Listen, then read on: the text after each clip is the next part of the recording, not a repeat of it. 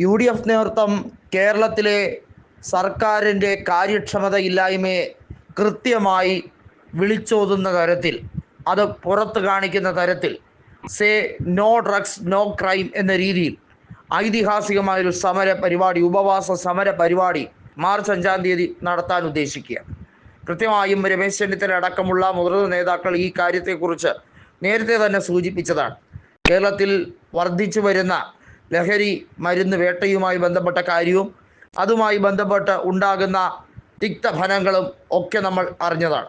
വെഞ്ഞാറമൂട് നടന്ന നാടിനെ നടുക്കുന്ന ആ കൊലപാതക പരമ്പര, അത് ഒരു 23-കാരൻ ചെയ്തത് ഒരിക്കലും വിശ്വസിക്കാൻ പോലും കഴിയാത്ത രീതിയിൽ ആ ചെറുപ്പക്കാരനിൽ നിന്നുമുണ്ടായ ഈ തരത്തിലുള്ള പെരുമാറ്റം, അത് പലരെയും അത്ഭുതപ്പെടുത്തുന്ന ഒരു കാര്യമാണ്. സദാ മൂങ്ങനായിരുന്ന ഒരു വ്യക്തി, ആരുമായും അങ്ങനെ വഴക്കിനോ വിദ്വേഷപരമായ ഒന്നും നടത്താനോ പോകാത്തൊരു വ്യക്തി എങ്ങനെ പെട്ടെന്ന് ഇത്രയധികം വയലൻ്റ് ആകാൻ കഴിയുന്നു എന്ന വലിയ ചോദ്യം അവിടെ നിലനിൽക്കുകയാണ്. ഈ അടുത്ത് വിഷ്ണുവരം ചന്ദ്രശേഖരൻ്റെ മകൻ ലഹരി കേസുമായി ബന്ധപ്പെട്ട കാര്യത്തിൽ MDMA അറസ്റ്റ് ചെയ്തതുമായി ബന്ധപ്പെട്ട വിഷയത്തിൽ അദ്ദേഹം തുറന്ന് സമ്മതിക്കുന്ന ഒരു കാഴ്ചയാണ് നമ്മൾ കണ്ടത്.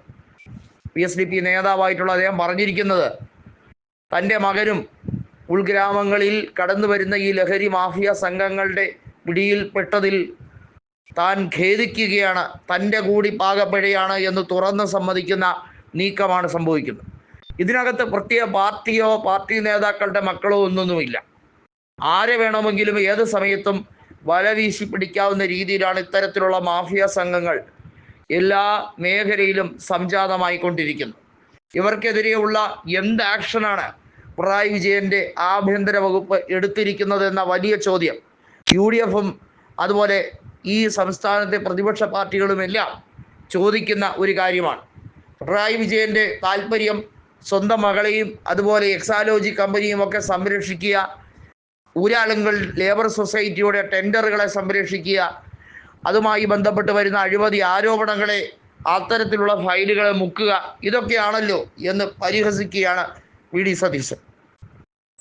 കേരളത്തിൽ വർദ്ധിച്ചു വരുന്ന ഇത്തരത്തിലുള്ള ലഹരി വേട്ട ഉൾപ്പെടെ, ഇത്തരത്തിലുള്ള മർഡർ ഉൾപ്പെടെയുള്ള കാര്യങ്ങളിൽ പിണറായി വിജയൻ്റെ പോലീസ് നിഷ്ക്രിയരായിരിക്കുന്നത് എന്തുകൊണ്ടാണ് എന്നുള്ളത് വലിയ ചോദ്യമായി അവശേഷിക്കുകയാണ്.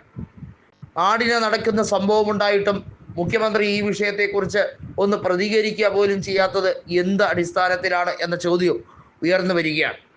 നമ്മുടെ സംസ്ഥാനം ഇത്രമേൽ ലഹരിയുടെ വിഹര കേന്ദ്രമായി മാറിക്കഴിഞ്ഞോ എന്ന ചോദ്യമാണ് മുൻ പ്രതിപക്ഷ നേതാവ് കൂടിയായിട്ടുള്ള രമേശ് ചെന്നിത്തല കൃത്യമായി ചോദിച്ചു വയ്ക്കുന്നത്.